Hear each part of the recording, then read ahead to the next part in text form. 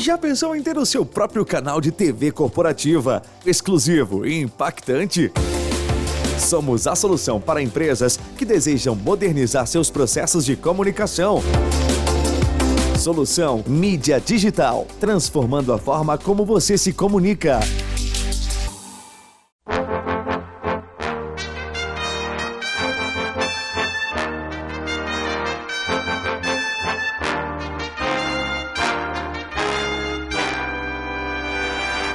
Olá amigos, olá amigas, estamos iniciando o nosso Economia e Desenvolvimento desta semana. Vamos de imediato ao espaço conversando sobre contabilidade.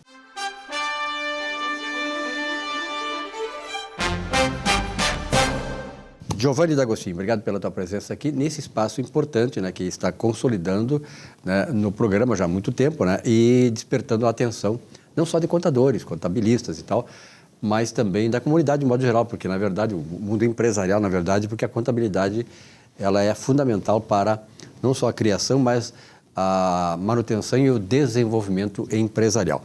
Bom, vocês estão aí com o APROCON Contábil. O que é isso? A Associação de Proteção dos Profissionais Contábeis. Ela foi criada em 1981, né? E qual é a função dela? Essa associação ela é muito antiga, né? O nome dessa associação, quando houve a constituição dela, em 1981, o nome era ACONTA, era a Associação dos Contadores de Porto Alegre. E dá para se dizer que foi a associação que precedeu até mesmo o Sindicato dos Contadores do Rio Grande do Sul, né? Eu estou tendo a honra, dá para se dizer, né, de presidir essa associação durante esse mandato.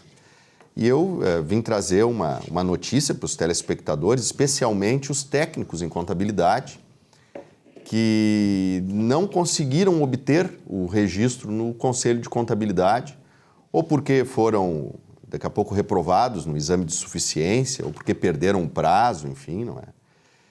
Então, em 2010, foi criada uma lei, e essa lei estabeleceu dá para se dizer a extinção, né? A extinção do registro profissional dos técnicos em contabilidade, né? Então, para situar os telespectadores, para situar o senhor, no campo contábil, nós temos o contador, que é o bacharel em ciências contábeis, né? Quem fez o curso de graduação, a faculdade, né? E também nós temos o técnico em contabilidade, né, que é aquele que fez o curso técnico, né, nas escolas profissionalizantes, né, de segundo grau. Na época que eu fiz, inclusive, eu fiz o técnico em contabilidade. Onde é que tu fizesse o técnico em contabilidade? Isso, eu me formei em 1994 no curso de técnico em contabilidade no Colégio Protásio Alves. Pois é, tu sabe que o Protásio Alves, eu acho que foi o primeiro colégio a criar esse curso de técnico em contabilidade. Lá na década de 70, eu fiz esse curso. E o meu professor era um presidente do Esporte Clube Cruzeiro, que até faleceu há pouco tempo atrás. Ele era professor de técnico e contabilidade lá. Curso que é importante. Já naquela época, a gente despertava, viu, Giovanni, exatamente para a necessidade da escrituração, porque a contabilidade não é só a escrituração. Ela dá base às empresas para se desenvolverem. Sim, sim. E o técnico em contabilidade, na grande das verdades, ele não deveria ter sido extinto, né? E aí vale uma crítica, né, aos sindicatos, né, que se dizem representar os técnicos, normalmente denominados como sindicato de contabilistas. Não estou falando só aqui no Rio Grande do Sul, em todo o Brasil, porque foi uma lei nacional, que deixaram acontecer com que fosse extinto o técnico em contabilidade, né? Então, essa lei de 2010... Essa lei de 2010, que é a número 12.249, previu que os técnicos que concluíram o curso pudessem fazer o registro desde que houvesse o requerimento até o dia 1º de junho de 2015. Né? Então, deu ali um prazo, né? Deu ali um prazo para que os técnicos pudessem fazer esse requerimento, né? E depois desse prazo, então, não haveria mais os registros no CRC para os técnicos em contabilidade, né? Então, o curso de técnico em contabilidade ainda existe, mas a pessoa que se forma no curso de técnico em contabilidade não pode mais assinar balanço, não pode assumir responsabilidade sobre as demonstrações financeiras elaboradas, não é? E aconteceu ali uma injustiça histórica, O que aconteceu? O Conselho Federal de Contabilidade exigiu ao arrepio dessa lei, exigiu que os técnicos fossem aprovados no exame de suficiência. Os técnicos formados fossem aprovados no exame de suficiência para poder ser registrado no Conselho de Contabilidade. Então, nós, da associação, isso foi lá em 2014, está fazendo 10 anos, entramos no judiciário de modo a corrigir esse erro, né? Corrigir esse erro, até mesmo explicar as questões, as diferenças entre as duas e deixar grifado, né, que a lei não previa essa condicionante. Então, que o Conselho Federal de Contabilidade não podia ir além do que a previsão legal, tá certo. Que é assim que tem que ser, né? E esse assunto foi parar, então, no Superior Tribunal de Justiça, no STJ, e agora, em março desse ano, a primeira sessão do Superior Tribunal de Justiça corrigiu esse erro, dizendo, então, que o técnico em contabilidade que pretendeu que pretendeu o registro até 1º de junho, mesmo não tendo sido aprovado no exame de suficiência, tem sim o direito de obter o registro, né?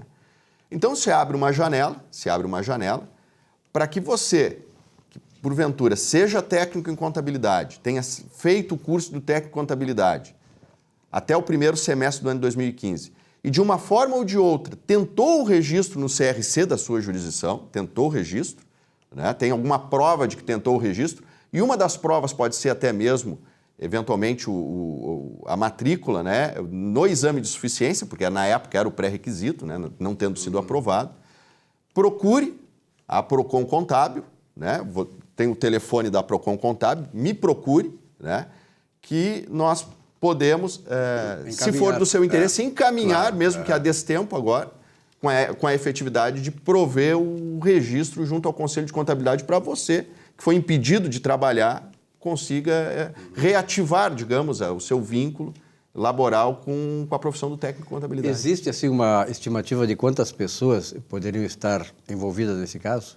Eu não tenho esse dado, mas são milhares de pessoas, milhares de profissionais que foram tolhidos o direito de seguir a sua profissão, de poder atuar na sua área.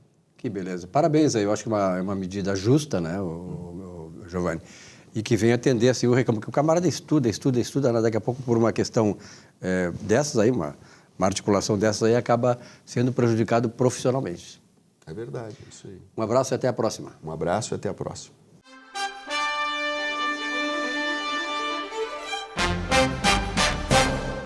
Olá, a vida é um processo de criação e não de descoberta. Cabe a cada um de nós criar e pavimentar caminhos, lugares e situações e, assim, desfrutar os bem-aventurados momentos de felicidade prometidos pelo Criador. Nesse processo, temos de saber usar 3 singulares instrumentos disponíveis a todos: pensar, falar e agir. Só que, mesmo fundamentais no processo, esses 3 instrumentos serão insuficientes se não estiverem sustentados pela fé. Sim, a fé é a certeza daquilo que se espera, é a visualização mental do que pretendemos ver realizado. Sem o uso adequado da fé, nada é possível, nenhuma vitória poderá ser alcançada. Ela é o estopim, a fagulha, a faísca e a centelha que te moverá para alcançar teus objetivos na vida. Creia e vá em frente. Boa semana. Muito bem, nós tivemos aí dias atrás as eleições municipais em todo o Brasil. As eleições, de modo geral, elas é uma estrutura política, né, que acaba se impondo na sociedade, digamos assim, um mal necessário, o Estado. Isso aí vem lá de Adam Smith e tal.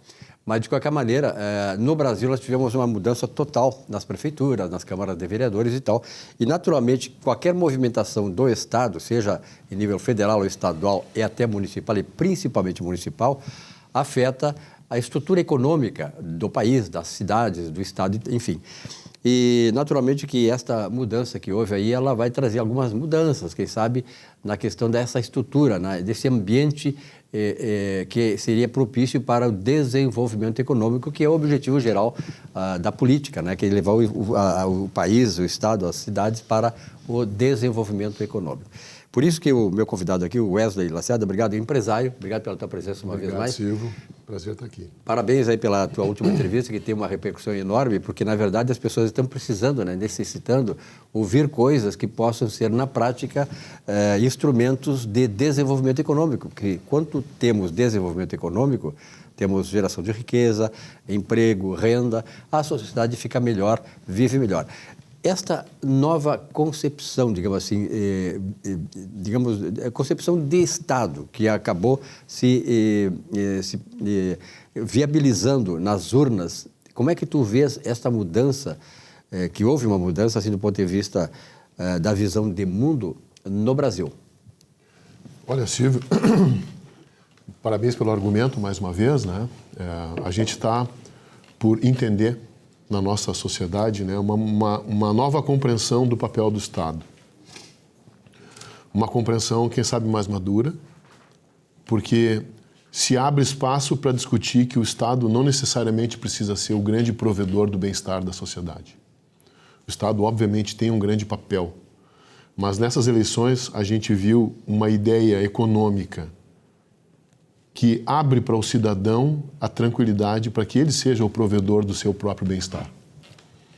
Então, quando a gente tem uma tese dessas ganhando espaço nacionalmente, no final é um grande alento, porque o sucesso, a riqueza econômica, a construção da novidade, ela passa pelo indivíduo, passa pelo cidadão.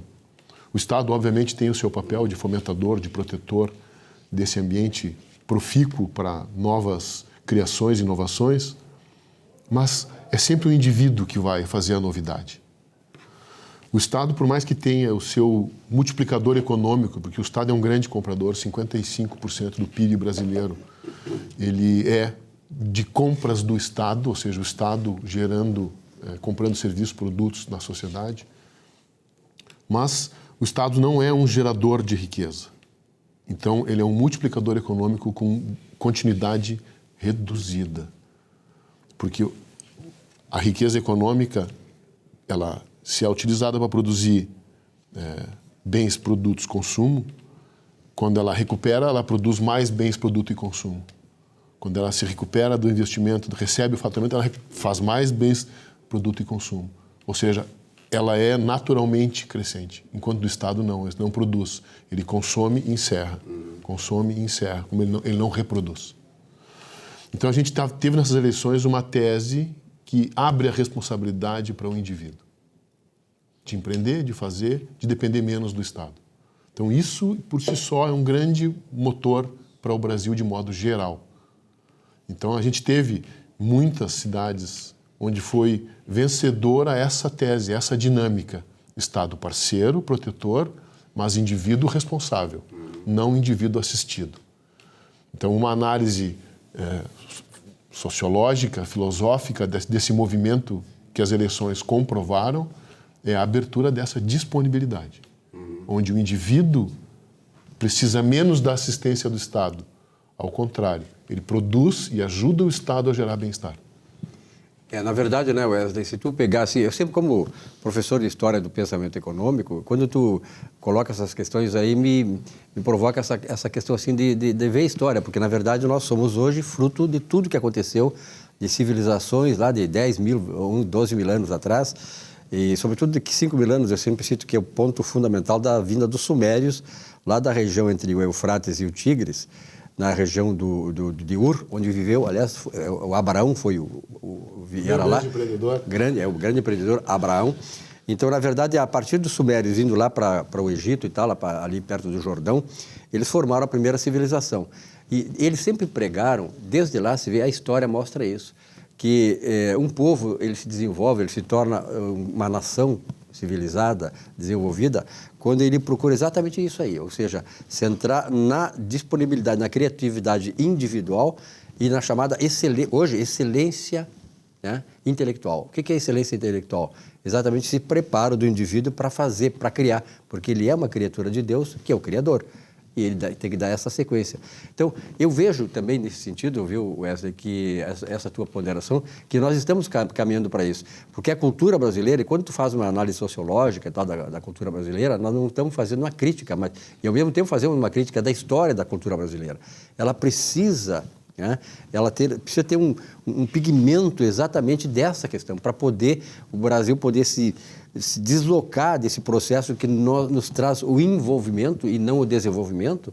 E eu acho que esse é o caminho que agora está sedimentado a partir dessa amostragem política das últimas eleições. Eu vi um comentário muito interessante, Silvio, nessa linha, agora bastante recentemente, e que eu concordo.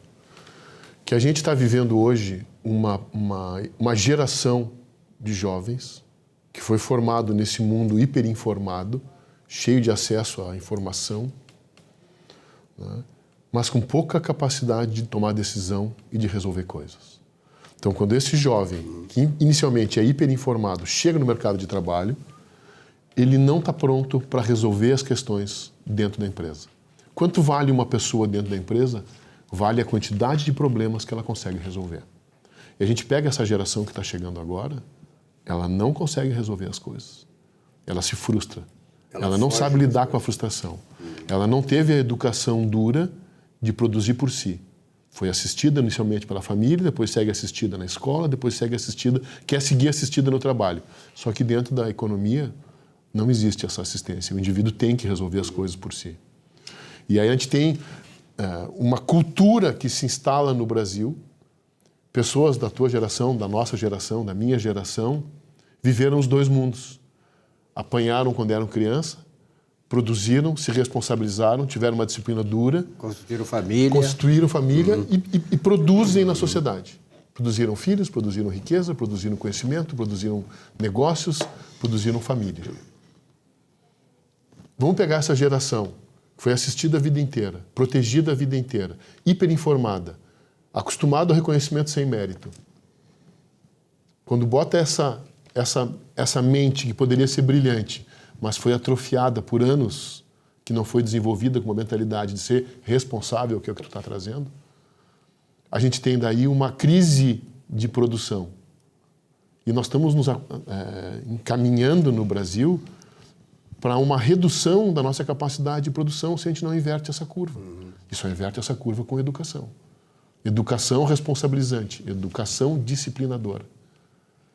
Então, a gente está entrando numa sociedade com pessoas que vão ter que sustentar, depois que nós não tivermos aqui, que não tiveram a dura preparação da disciplina, da responsabilidade pela própria autonomia. Aí nós vamos estar num pepino sério. Na verdade, essa questão quando a gente fala em educação, a gente fala uma educação integral, né? Conhecimento, e não adianta você ter conhecimento, e esses jovens que tu está falando aí, eles carecem do conhecimento. Veja hoje como é que está o ensino no Brasil. Né? Então, esses jovens, como disse a geração neném, eles não têm a mínima responsabilidade pelas coisas. Tem muitos deles, e há uma estatística disso, mais de 40% dos jovens vivem na casa dos pais ainda. Né? E muitos são ainda assistidos pelos avós. Então, o que esperar desta geração? Então, esse despertar que o Brasil precisa ter, ele exige o conhecimento, um conhecimento maduro, um conhecimento não uma doutrinação, como se faz no país hoje. Esse jovem precisa ter o entendimento desse conhecimento, que é uma coisa diferente. As pessoas não adianta ter o conhecimento se não entende o conhecimento. Quando você tem o conhecimento, o entendimento, aí você adquire, através disso, o discernimento para agir. Então, o que nós podemos esperar dessa geração? Realmente, assim, ó, eu tenho 73 anos, 7 décadas de vida, e a gente passou por todas essas fases. Eu era cobrado em casa, eu levo na minha pasta um boletim do Colégio Estadual Júlio de Castilhos, ginasial. Que beleza. E lá é o seguinte, olha aqui, ó, eu todo mês tinha que levar para casa, o pai assinar, ver as notas, e eu era cobrado por aquilo. Então, hoje, esta minha geração, ela viveu isto. Ela foi ensinada, disciplinada e cobrada. E aí? A gente está vivendo essa discussão pesada, séria, até um tanto triste, né? Porque a gente vê esses jovens entrarem na faculdade, na universidade, semi-analfabetos. Eles escrevem, leem, mas a cognição para interpretar um texto é muito limitada. Então a gente sofre hoje muito com esse jovem. E Tem um estudo, agora não me lembro qual é a entidade, do Mato Grosso do Sul, que fala exatamente sobre a geração nem. Nem estuda e nem trabalha. E a constatação é que essa geração não é nem pela sua vontade. Os pais são os principais responsáveis, porque essa criança estimulada, ela quer.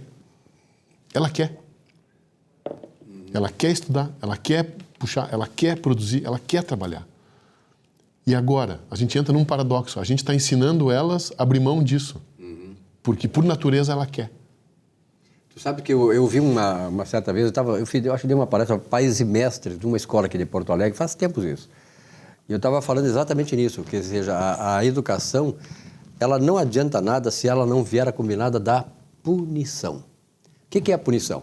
A punição é tu cobrar a pessoa por resultados. Não adianta tu educar se ela não tiver resultado, se ela não agir de maneira educada. Ou seja, se o conhecimento não for útil para ela na vida. Então, veja bem, eu quando eu estudava, tinha isso na minha casa. Então, a minha geração, muitos dos pais hoje são responsáveis por isso, porque eles dizem o seguinte, nessa reunião de pais e mestres, vários pais me disseram assim, quando eu era criança, a minha mãe me batia, eu apanhava, então eu decidi nunca fazer isso dos meus filhos, nunca cobrar os meus filhos porque eu apanhei, porque eu fui cobrada muito na minha infância. Aí que deu um erro. Não é que a questão de educar, se batia ou não batia, era uma época diferente, mas de cobrar, e as pessoas não cobram. Essa geração que veio depois não cobra isso aí, tem que cobrar.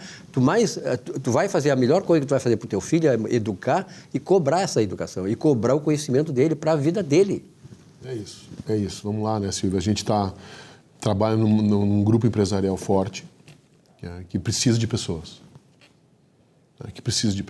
As pessoas não são acostumadas à disciplina e, como a gente recém conversou, não são acostumadas ao reconhecimento do seu mérito. Então, a cobrança é pelo teu sucesso. É que tu te dedique para o teu sucesso. Tu te dedique para ser uma versão melhor de ti amanhã. Né? E esse é o ponto que falta hoje no jovem. Ele acha que ele está pronto hoje. Todo jovem sempre achou isso e possivelmente esse raciocínio inicia e continua pelo resto da vida. Cabe ao educador, seja ele o professor, o pai, o chefe, a ensinar a beleza do mérito. Porque quando tu reconhece o mérito de uma pessoa, a pessoa ganha isso para a vida toda. Não é meu filho como tu é lindo. Meu filho, que trabalho lindo tu fez. Essa criança entende que quando ele fizer um belo trabalho, ele vai ter reconhecimento pelo trabalho lindo. Agora, se meu filho tu é lindo, não interessa se o trabalho é lindo ou o trabalho é feio, ele é lindo. Tu tirou dessa criança, desse jovem, essa lógica do resultado. Ele entende que ele merece ser grande porque ele existe, quando não é assim. Tu vai ser tão grande quanto as coisas grandes que tu fizer. Então, produz coisas de valor que tu vai ser um homem de valor. Reconheça o teu valor. Essa é a pedagogia humanista que vai da escola, de casa da escola para a empresa.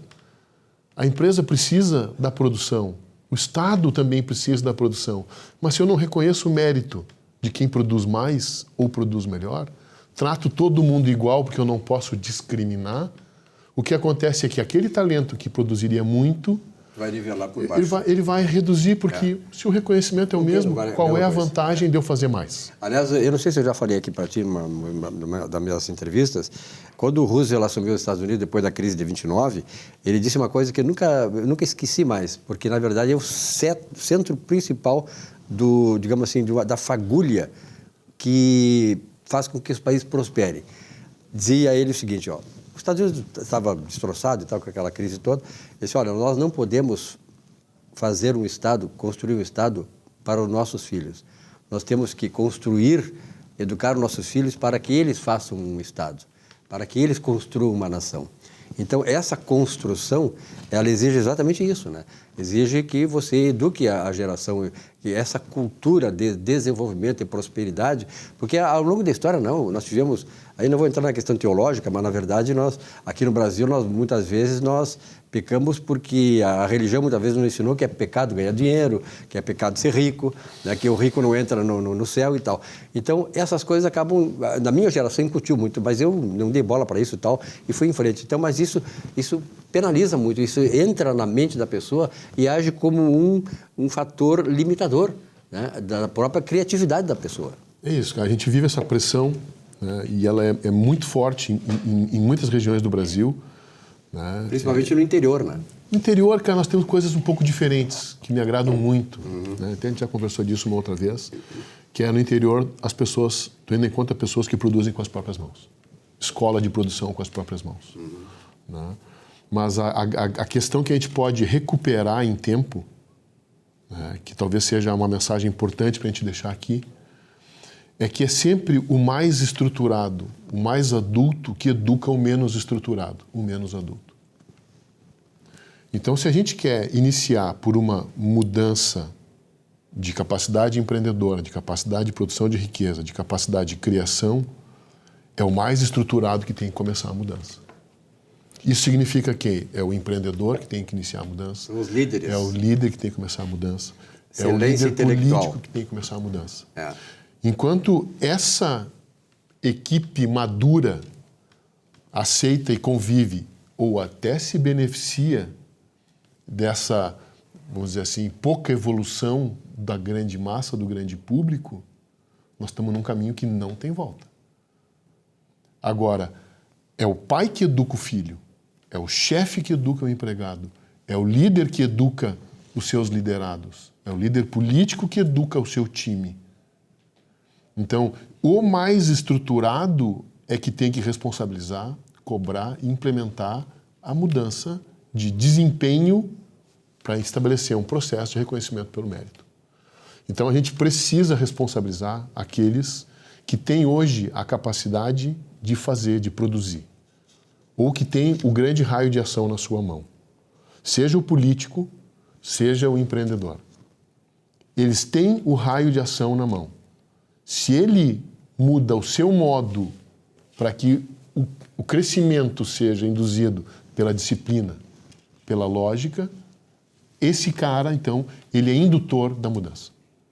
Então, a nossa grande questão, de fato, então, é a nossa responsabilidade precisa evoluir. Tá, para concluir, assim, nós sabemos que o Estado, ao longo da história toda, o Estado sempre foi muito presente, muitas vezes impôs muita coisa. O Estado era o agente de tudo, o Estado era o formador de tudo, o Estado era o centro de tudo, a ele deveria se dar a obediência e tal. O Estado moderno, né, como é que tu imaginas? É um Estado ainda provedor, é um Estado... ou é um Estado que apenas permite que as coisas aconteçam? O Estado, ele tem um enorme papel de proteção e defesa. Só para entender, né, nós estamos nos aproximando do nosso final de tempo.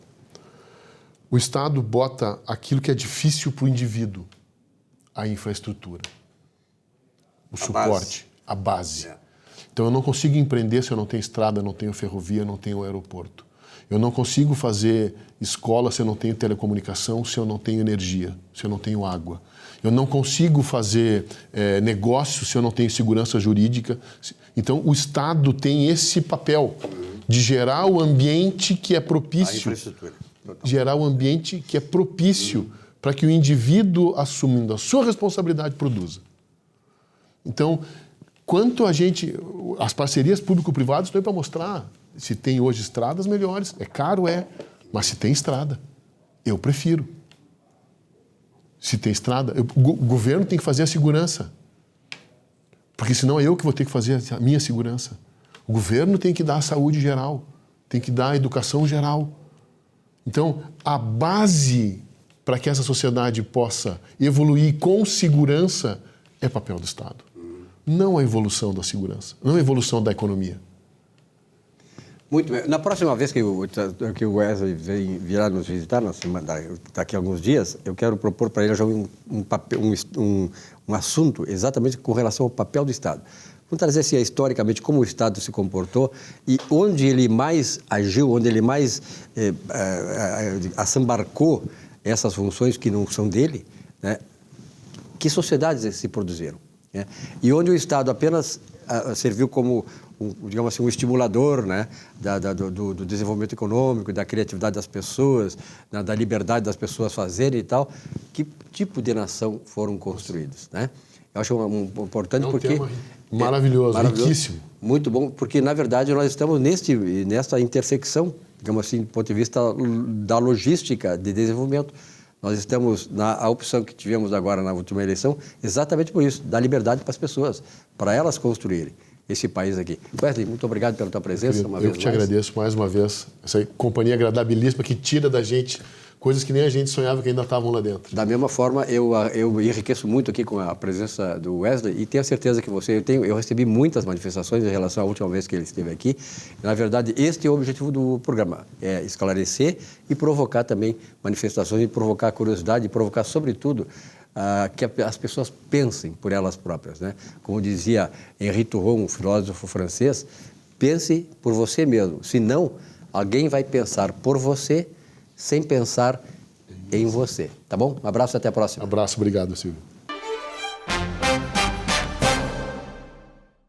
Muito bem, nesse espaço do Economia e Desenvolvimento, vou falar um pouquinho sobre aquele que é um assunto importante, que é a casa própria, né?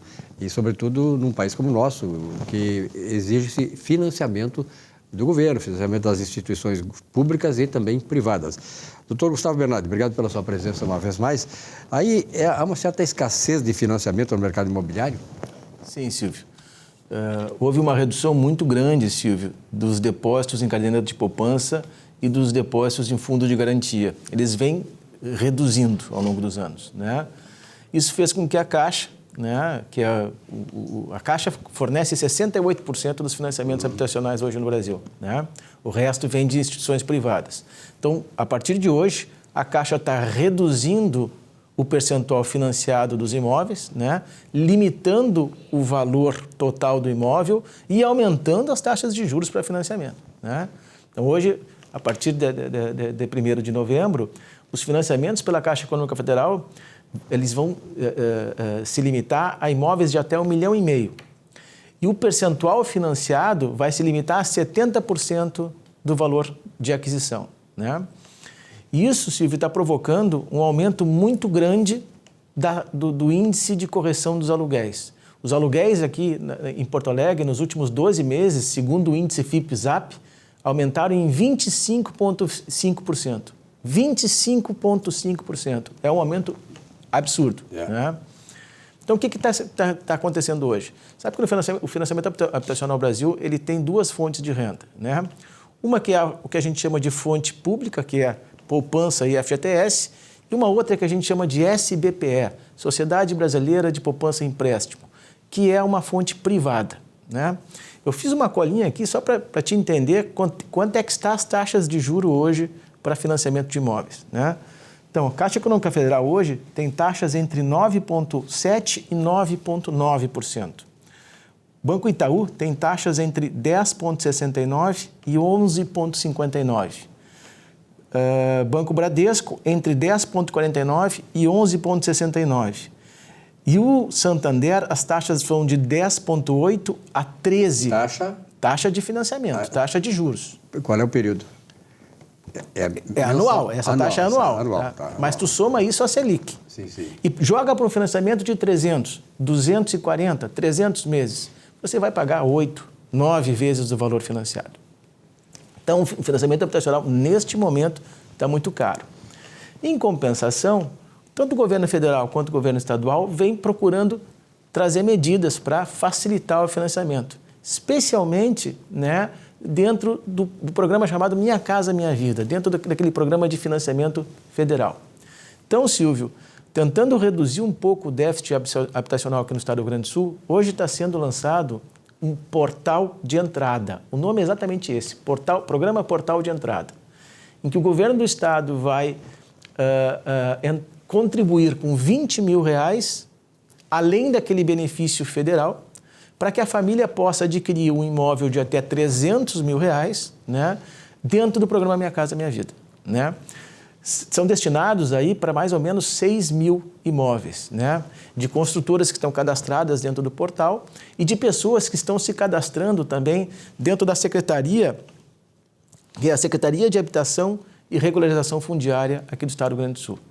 Então, a pessoa que se encaixa dentro desse programa, que a renda familiar tem até 5 salários mínimos, né, que não tenha um outro imóvel, né, que não tenha sido beneficiada em nenhum outro programa habitacional anterior, ela tem que se cadastrar, entrar no portal de entrada e buscar ali, dentre aquelas construtoras que estão ali listadas, algum imóvel de seu interesse.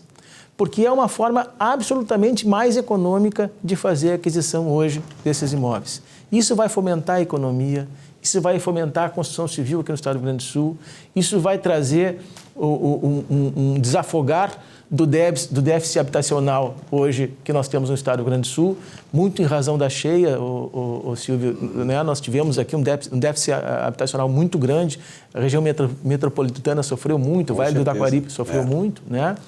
Então, essa é a dica que eu trago hoje para os nossos telespectadores aí, de se utilizarem desses benefícios, né? Porque eles são temporários e eles vão se esgotar logo, logo até o final do ano.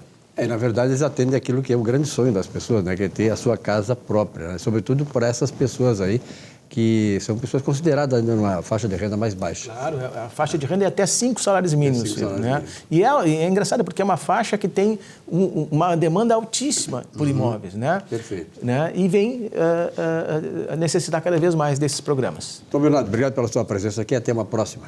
Até a próxima, Silvia. Abraço. Muito bem, para concluir o nosso programa dessa semana, está aqui comigo o Armando Fontoura, que é o presidente do Sindicato dos Corretores de Imóveis do Rio Grande do Sul. Na verdade é o seguinte, nós sabemos que o corretor de imóveis é uma figura importante, fundamental, né? Num processo todo que nós tivemos de urbanização das cidades. Eu me lembro que quando eu comprei lá meu primeiro imóvel, lá na década de 70, nunca esqueci do corretor de imóveis, não me lembro mais o nome dele, o Lopes. O Lopes. Você lembra do Lopes? Acho que você conhecesse o Lopes, né? Sim. Baixinho, moreninho e tal, gordinho, maravilhoso. Ele é marchand. É marchand. Que maravilha. É verdade, tem essa atividade. Ele anda por aí ainda. Anda. Que bom. Vou tentar um contato com ele. E ele foi muito solícito. Ele disse, olha, eu tenho um apartamento assim, assado, acompanhou, fez toda a papelada necessária e tal.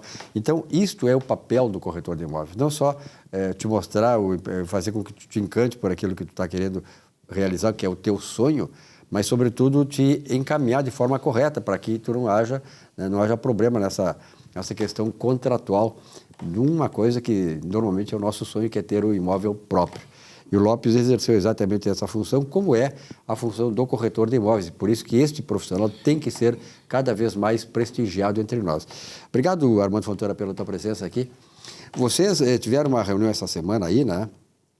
Antes de mais nada, vocês vão ter uma feira de imóveis agora, dia 8 e 9 de novembro. Novembro, agora, tá? Vai ser uma feira maravilhosa, depois de todas as enchentes que teve aí no estado, né? Parece que 97% dos municípios vieram sob água, né? E daí nós, depois de 4 ou 5 anos, eu acho, voltaremos com a Feira do Imóvel, junto com a Caixa, o governo do estado também, né? Será ali no Cais do Porto, ali no lado do embarcadeiro ali, né? Naqueles armazém 6, se não me engano, tá? E o dia 8 e 9 de novembro. Aguardamos todo o povo para ir lá, compradores, negociantes, imobiliárias. Vai ter uma... Como eu digo, depois da tempestade vem a bonança, que chegou o nosso momento aí agora, não é? O que o comprador precisa ter um lugar bom para chegar, e um lugar assim que vai animar todo mundo aí. Anima o comprador, anima o vendedor, anima o empresário, anima o governo e o próprio agente financeiro também, né? Então vai ser um momento realmente maravilhoso de reencontro do comprador com o vendedor dentro desse sistema da Caixa aí agora, né? Tá, essa feira não é a primeira, vocês já fizeram várias feiras, foi feita muitas feiras, muitas feiras. Eram feitas lá em vários lugares, foi lá na Fiergues muitas vezes, lá, sim, né? me lembro, lá na Fiergues, várias vezes aí, né? E agora está sendo feito ali no Cais do Porto ali, né? Qual é o papel fundamental de uma feira dessa? Qual é a expectativa que vocês têm, né, como dirigente profissional dos trabalhadores, corretores de imóveis, em relação ao evento em si? Olha, Silvio, eu digo o seguinte, todos os dias a gente tem que levar uma injeção de ânimo, não é? É verdade. O vendedor, o comprador, até o comprador tem que estar animado, não é? E essas feiras, eles promovem essa integração ebulição também, de né? coisas boas aí, né? Isso aí, Então, é isso que é importante, né? Tu chega lá, levanta, como diz assim, ó, levanta, toma no seu banho, bota seu perfume lá e vai com garra, com vontade, para encontrar o comprador que tu vai estar lá. E o comprador também, ele vai nesse mesmo intuito, né? Pá, hoje vou comprar minha casa própria, vou escolher a minha casa própria. Tem vários locais aí da cidade, né? Pô, olha que maravilha, a melhor coisa do mundo é a gente ter a propriedade da casa, ter o endereço, isso é importante na gente, né? O meu pai já dizia desde quando eu era pequeno que uma pessoa tem que ter a casa própria, não pode estar alugando toda a vida aí que está botando dinheiro fora, né? Então, esse momento é um momento quase que é ímpar esse momento. É um momento mágico também. É um momento mágico, um momento alegre, um momento que a gente estoura champanhe lá naquele momento lá, pela compra da sua casa própria, né? Pela mesma expectativa, porque ele vai comprar a casa própria. Claro, vai passar por um processo ali de aprovação de cadastro, é claro, como tudo que é coisa, não é, Silvio? Tá? Mas aí, o momento é esse, o momento é agora, depois de toda essa enchente que o Estado recebeu aí, não é?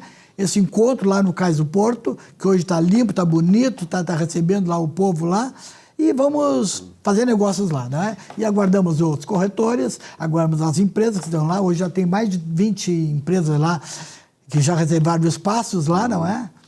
E aguardando lá para encontro com os clientes. Né? Perfeito. Armando, tu que tem essa experiência toda, um profissional já destacado e já com bastante experiência no ramo aqui em Porto Alegre, como é que tu está vendo assim, o desenvolvimento urbano de Porto Alegre? Porto Alegre, nós sabemos que cresceu muito lá para a Zona Norte e tal, né? Eu raramente vou para a Zona Norte, mas passei um tempo atrás aí lá na Zona Norte e realmente é uma outra cidade, A Zona Sul também tem as suas limitações, por causa do Rio, enfim, essas coisas todas. Como é que tu está vendo, para onde está indo Porto Alegre hoje? Olha, Silvio, até hoje, vamos dizer assim, a cidade ela se voltou muito para a Zona Norte, por vários motivos. Mas que tem emprego por lá de lá também, tem muito mais emprego que tem na Zona Sul, não é? Uma área muito maior, né? Muito maior. Agora, em contrapartida, não tem mais grandes áreas para fazer empreendimentos grandes na Zona Norte, não é? Então, que hoje o empresário está olhando para a Zona Sul, que está com estradas boas, está com um movimento bom, tem comércio bom, tudo mais. Então, obrigatoriamente vai caminhar, já está caminhando para a Zona Sul da cidade, né?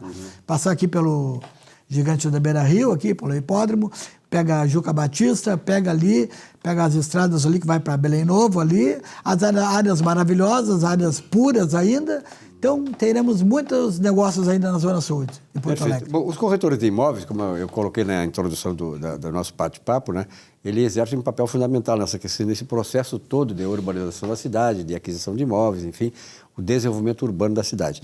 Vocês tiveram uma assembleia de corretores de imóveis aí essa semana e tal, e isso é importante, né, porque, na verdade, nesse tipo de encontro, vocês trocam ideias, fortalecem a categoria, vislumbram novos rumos e tal, as reivindicações, quer dizer, sempre melhorar cada vez mais a condição do corretor de exercer o seu papel, né, e, sobretudo, a questão da remuneração. Como é que foi? Silvio, vou lhe dizer, o Estado do Rio Grande do Sul, esse sindicato, da qual hoje eu, muito orgulho, sou o presidente, né? Ele foi o que abriu todas as coisas da corretagem no país. Tá? E agora, mais uma vez, nós estamos querendo fazer uma convenção coletiva do trabalho, onde nós fizemos ontem, essa semana agora, a convenção, buscando várias coisas para o interesse do profissional corretor de imóveis. Né? Eu digo o seguinte, todo que é profissional tem um piso salarial. Tá? Então, nós vamos buscar, junto com os corretores, tal, e juntamente, lógico, com o Secov, que também tem que aprovar, mas a gente vai até para a Delegacia do Trabalho, Superintendência do Trabalho aqui, nós vamos criar um piso do corretor de imóveis. E depois, claro que vai ter um piso, como já tem algumas empresas em Porto Alegre e no estado, no interior do estado, já paga um corretor, já tem um salário fixo e mais comissionamento, né? Então, o que é? Aqui em Porto Alegre também eu tenho uma empresa que eu visitei a semana passada ainda, ela tem um piso de 2 salários mínimos, né? E mais um comissionamento que vai dar em torno de 8% do valor da comissão, né? Do 6%, né? Tá? Então, o que nós estamos fazendo lá? Eu estou pensando, claro que todo mundo é um grupo de pessoas lá que estão estudando valor aí, não é? Percentual. o percentual, tá? Porque é o seguinte, eu imagino que o corretor, que ele for autônomo dentro da imobiliária, ele tem, por força de tabela que a gente fez lá, né? Que hoje não pode mais ser mais tabela, mas é a sugestão, não é? Então, tem 33% da comissionamento fica para o corretor que dá a venda. 17% fica para o corretor que faz o agenciamento, no caso do imóvel avulso. Isso para 50% do valor da comissão. Claro que o corretor que for empregado de carteira assinada tem os custos da CLT todinho aí, não é? Então ele vai ganhar menos. Então eu estou pensando em torno de 12, 13, 14, talvez 15% do valor da comissão, já que ele tem um salário garantido, né? Porque o problema todo, Silvio, entre tantos problemas aí, tá? É que o corretor, ele trabalha todos os dias, ele não tem remuneração nenhuma. Ele vai trabalhar e vai lá, volta, não sabe se vendeu, se não vendeu, vai lá tomar um cafezinho no escritório. Então, ele tem que ter um piso. E vários colegas nossos me falam o seguinte, eu quero me aposentar agora. Pô, já estou com 60 anos, 70 anos, lá sei que idade avançada, que é o meu caso, inclusive, né? Como é que eu vou me aposentar se eu não paguei o INSS? Como é que eu vou me aposentar? Tem um colega lá que diz o seguinte, não, mas eu tenho que provar para isso aqui. Não adianta, não é assim, tem que provar com pagamento, para te ter uma aposentadoria. Senão tu vai conseguir te aposentar depois de 15 anos pagáveis de INSS, de uma ou de outra maneira, ou como empregado, ou como autônomo lá, no carnê, vai ganhar um salário mínimo, né? Então, a partir do que ele tiver um piso salarial, tá? Vai ter o recolhimento de fundo de garantia, de INSS, ele vai poder se aposentar, pelo menos com alguma coisa, vai se aposentar bem. Quer dizer, porque, na verdade, quando o corretor entra lá atrás, como eu entrei lá com 20 anos, 21 anos, né? A aposentadoria é coisa que lá adiante nem imagina, não é? Mas quando vê como diz assim, de repente, depois está com 70 anos, não é? E daí como é que eu faço aí, né? Então, realmente, esse piso vai ser uma redenção do corretor, né? Como eu sempre digo aqui, ó, a imobiliária, junto com o corretor, em comum acordo, pode fazer um contrato diferente. Não, eu vou trabalhar autônomo. Então, ele vai ter o contrato de corretor associado, conforme diz a lei, o parágrafo 6º ali, tá? Que ele pode trabalhar para uma imobiliária, para 2, para 3, quando ele quiser, porque ele é autônomo, né?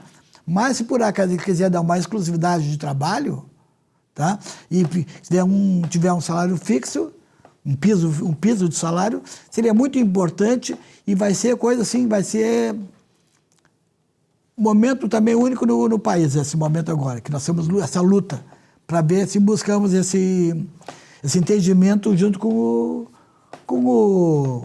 o empregador, não é? Claro, no com caso as empresas, aí, né? com as empresas. O mercado imobiliário. Exato. Outra coisa, com relação à qualificação do corretor de imóveis, como é que nasce um corretor de imóveis? De repente, assim, o camarada está aí, eu quero ser corretor de imóveis, como é que ele faz? Bom, o corretor de imóveis ele tem que ter pelo menos o 2º grau, né? Daí ele faz um curso, que tem aí cursos extensivos, tem cursos, também hoje é EAD, não é? E que é um curso técnico, e faz o curso, e depois de passar no curso, leva o diploma lá dentro do conselho e faz a inscrição.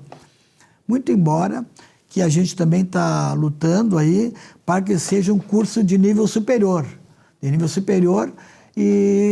que daí vai dar mais oportunidade da pessoa daí. Porque, a exemplo dos contabilistas, né, até uma data lá de 1980, se não me engano, 82, o corretor, o contabilista, ele era técnico e ele assinava balancete, fazia qualquer coisa dentro da contabilidade. Hoje não mais é possível. Era um quebra-galho geral, né? Ele fazia tudo, né?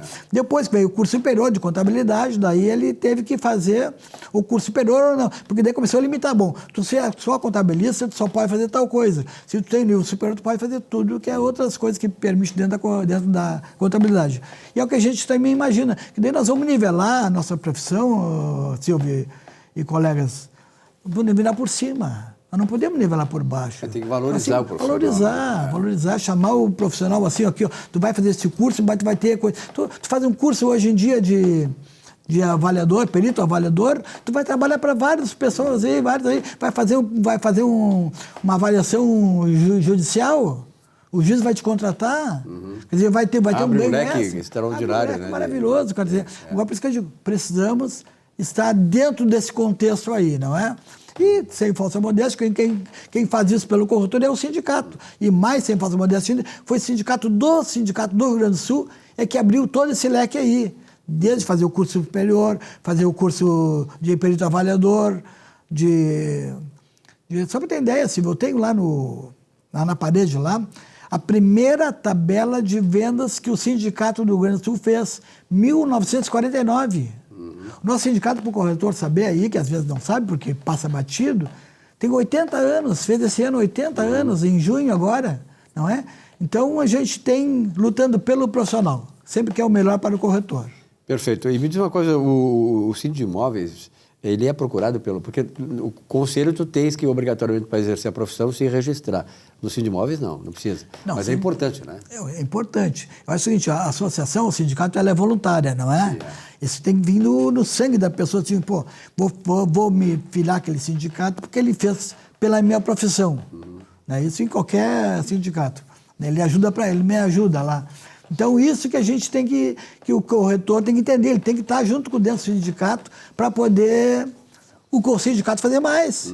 Como eu digo assim, o sindicato vai buscar os interesses das coisas aí e custa dinheiro isso. Para manter o sindicato aberto tem que ter dinheiro, tem que ter um sócio para isso, né?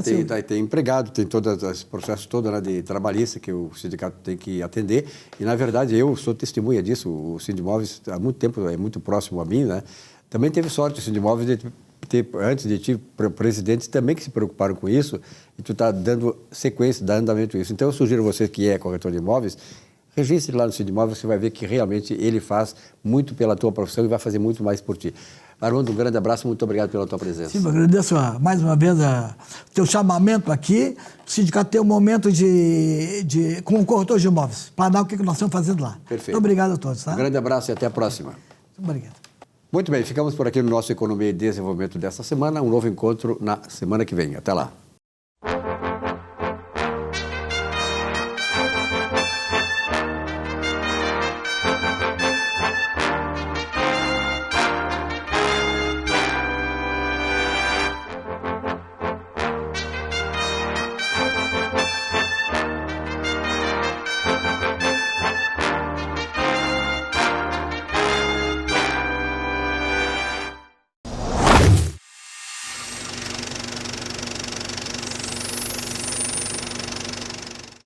Já pensou em ter o seu próprio canal de TV corporativa, exclusivo e impactante? Somos a solução para empresas que desejam modernizar seus processos de comunicação. Solução Mídia Digital, transformando a forma como você se comunica.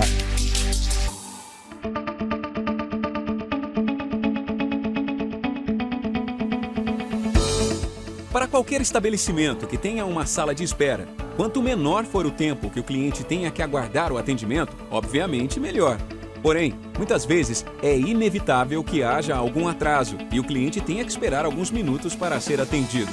Mas o que pode ser visto como um problema para alguns, pode ser tratado como uma oportunidade para outro. Atualmente, o tempo e a atenção das pessoas é um dos bens mais valiosos para as empresas.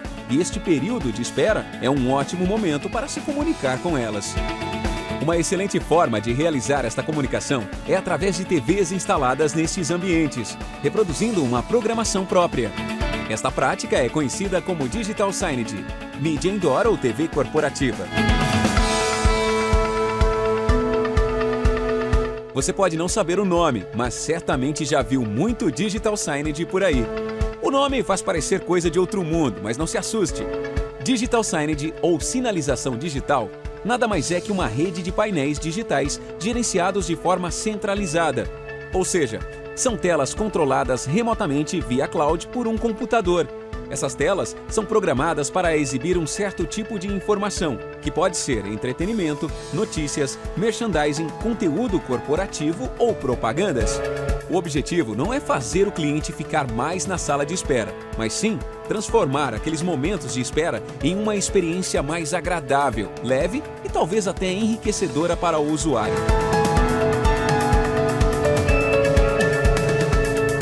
Primeiro, são criados os conteúdos, ou seja, os vídeos e as telas que serão exibidos nas TVs.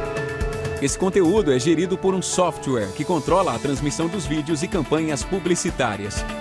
Este software programa a ordem, os horários e em quais players serão exibidos. Dessa forma, é possível criar um conceito de comunicação global ou diferenciado por cada canal ou por cada player.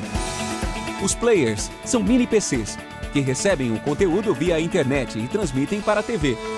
O sistema é monitorado em tempo real, permitindo a manutenção sem a presença de um técnico.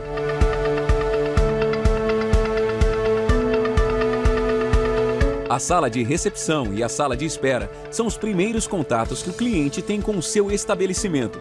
Um ambiente bonito, organizado, com boa iluminação e moderno irá causar uma ótima primeira impressão. Agora, imagine a impressão que irá causar ao seu cliente quando ele se deparar com uma programação específica do seu negócio, uma rede de TV própria. TV na sala de espera oferece entretenimento para o cliente, fazendo que ele não fique pensando na espera em si. Uma empresa americana realizou um estudo e afirma que a redução na percepção de espera que as TVs podem causar chega a até 35%. A TV na área de espera, além de diversificar as formas de entreter o usuário, pode exibir conteúdos ligados a um feed RSS.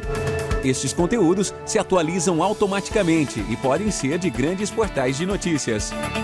E não é só para distrair que a TV na sala de espera pode ser utilizada. Também é possível exibir conteúdos informativos, como, por exemplo, os outros serviços do estabelecimento, horário de funcionamento ou as dúvidas mais frequentes dos clientes. E por que não utilizar este canal para fazer branding do seu estabelecimento? Vídeos institucionais mostrando os colaboradores e os processos da empresa, além de demonstrar profissionalismo, irá fazer com que os clientes se sintam mais próximos da equipe. Esse é o Digital Signage, que, diferentemente de outras mídias tradicionais como impressos ou painéis estáticos, pode ser flexível, interativa, customizada, útil, relevante, divertida e eficiente, permitindo distribuir conteúdos ricos e dinâmicos para uma audiência segmentada. Digital Signage, informação à sua espera.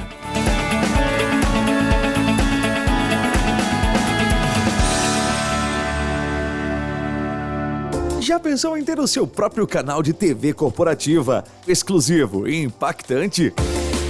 Somos a solução para empresas que desejam modernizar seus processos de comunicação. Solução Mídia Digital, transformando a forma como você se comunica.